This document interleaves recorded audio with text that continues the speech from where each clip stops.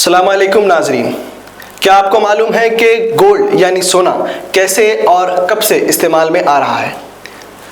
इस कदर कीमती होने के पीछे क्या राज पोशीदा है और आए दिन सोने की बढ़ती कीमतें इस बात की तरफ इशारा कर रही हैं कि सोना एक ऐसी कीमियाई धात है जिसकी कदर व कीमत ज़माने कदीम से लेकर दौर हाज़ा तक कभी कम नहीं हुई है।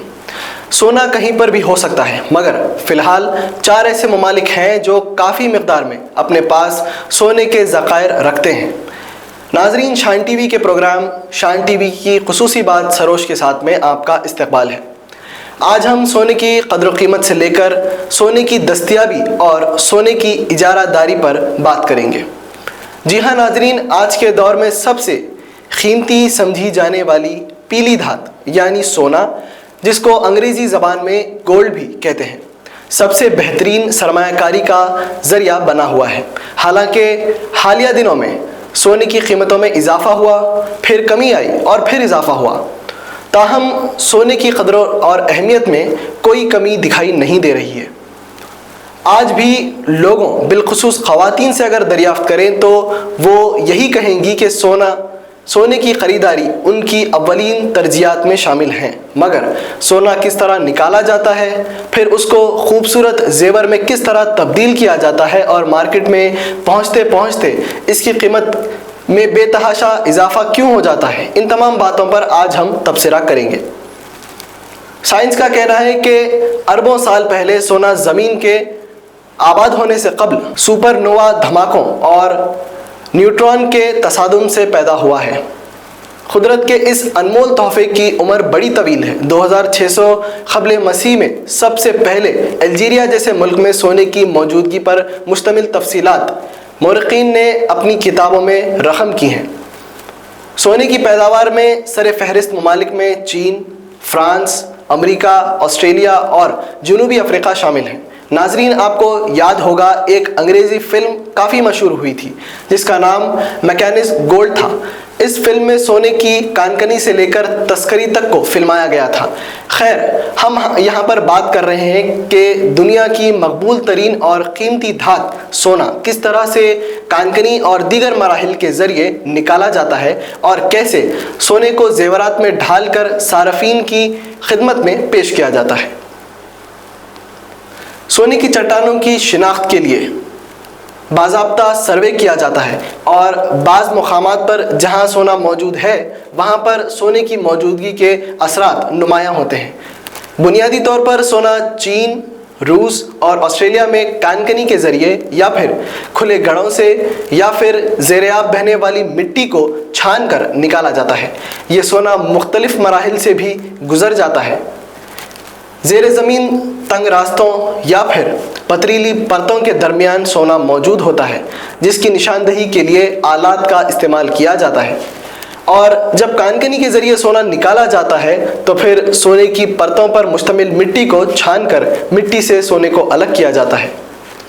सबसे अहम और ख़ास मरहला सोने की सफाई का होता है। कानकनी के ज़रिए निकाली जाने वाली इस धात को बहाव से गुजार कर गर्म किया जाता है और जो महलूल तैयार होता है उसको डोर बार्स में डालकर मुंजमद किया जाता है। इसके बाद खूबसूरत दिखाई देने वाले सोने के बिस्किट या फिर सोने की ईंटें तैयार की जाती हैं। सफाई के दौरान कानकनी के ज़रिए निकाले जाने वाले सोने को 99.9% तक साफ़ किया जाता है। चमकदार जर्द रंग की ये धात दुनिया के माशी निज़ाम का अहम हिस्सा मानी जाती है। जिन ममालिक के पास इस कीमती धात के ज़खायर मौजूद हैं वो दुनिया के ताकतवर तरीन ममालिक में शुमार किए जाते हैं। ताहम जनूबी अफ्रीका जैसे ममालिक में इस कीमती धात की मौजूदगी जनूबी अफ्रीका में सोने की कानकनी करने वाली सनत में सरमायाकारी के रास्ते फराहम करती है। नाजरीन, जब ज़मीन के ऊपर से खुदाई या फिर गार बनाकर कानकनी के ज़रिए लाखों टन जो मिट्टी निकाली जाती है या फिर मिट्टी के तोड़े निकाले जाते हैं, वो सारे के सारे सोने के नहीं होते। बाज़ मामलात में तो हज़ारों टन मिट्टी में महज 10 ग्राम सोना भी निकल जाता है اور یہی وجہ ہے کہ سونے کی قیمتیں اتنی زیادہ ہوتی ہیں۔ مٹی کے تودے جب نکالے جاتے ہیں تو وہ خالص مٹی کے تودے ہوتے ہیں، مگر اس میں کبھی کم مقدار تو کبھی زیادہ مقدار میں سونا پوشیدہ ہوتا ہے۔ سونے کو مٹی سے الگ کرنے کے لیے جو مراحل سے گزارا جاتا ہے وہ قابل غور ہے۔ آپ کو اندازہ بھی نہیں کہ جو سونے کے زیورات استعمال ہوتے ہیں، شوق سے پہنے جاتے ہیں، وہ مٹی کے تودے سے لے کر مشینوں کی تپش سے گزر کر زیورات میں ڈھل کر کس طرح آپ کے ہاتھوں تک پہنچتے ہیں۔ دنیا کی یہ ایک واحد کیمیائی دھات ہے جس کی قدر اور اہمیت کبھی کم نہیں ہوئی۔ دنیا بھر میں 2 لاکھ ٹن سونا اب تک زمین سے نکالا گیا، پھر بھی یہ سونا کسی بڑے سونے کے پہاڑ میں تبدیل نہیں ہو سکے گا۔ سونے کو جیسا کہ میں نے پہلے حصے میں کہہ دیا تھا کہ تپش سے گزارا جاتا ہے تاکہ وہ لیکوڈ فارم اختیار کر سکے، اور پھر اس سونے کو 99.9% خالص بنانے کے لیے آخری مرحلہ ہوتا ہے سائنائڈ سے سونے کا گزر۔ سائنائڈ میں سونے کو صاف کیا جاتا ہے، یہ واحد کیمیکل ہے جس میں سونا جذب ہوتا ہے، اور پھر سائنائڈ سے سونے کو الگ کرنے کا بھی مرحلہ ہوتا ہے۔ بعد ازاں سائنائڈ سے سونے کو الگ کیا جاتا ہے اور پھر سونے کو گولڈ بارز میں ڈال کر ذخیرہ کیا جاتا ہے۔ فی الحال سونے کی قیمتیں آسمان چھو رہی ہیں، آئے دن سونے کی قیمتوں میں اضافہ بھی ہو رہا ہے۔ وہ ممالک جن کے پاس سونے کے ذخیرے ہیں، وہی ممالک سونے کی قیمتوں میں اضافے کے ذمہ دار بھی ہیں۔ اگر ذخیرہ شدہ سونا مارکیٹ میں آ جاتا ہے تو پھر سونے کی قیمتوں میں بھی کمی متوقع ہے۔ عالمی مارکیٹ کے نشیب و فراز، ڈالر کی قدر میں مسلسل اضافہ اور پھر سونے کے ذخائر پر اجارہ داری نے مقبول ترین کیمیائی دھات سونے کو عام آدمی کی دسترس سے دور کر دیا ہے۔ امریکہ، روس، چین اور آسٹریلیا میں سونے کے ذخائر کی موجودگی اور دنیا بھر میں اس قیمتی کیمیائی دھات کی قیمتوں میں اضافے کا سبب بھی واضح ہے۔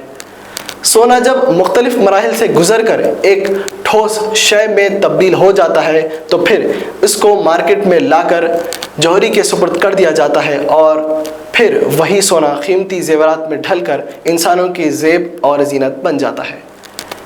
شان ٹی وی کے پروگرام شان ٹی وی کی خصوصی بات سروش کے ساتھ میں سونا یعنی گولڈ پر ہمارا یہ پروگرام یہیں پر ختم ہوتا ہے۔ نئے ویڈیوز اور نئی جانکاریوں کے ساتھ دوبارہ حاضر ہوں گے، تب تک کے لیے سید یعقوب سروش اور شان ٹی وی کی ساری ٹیم کو دے اجازت۔ خدا حافظ۔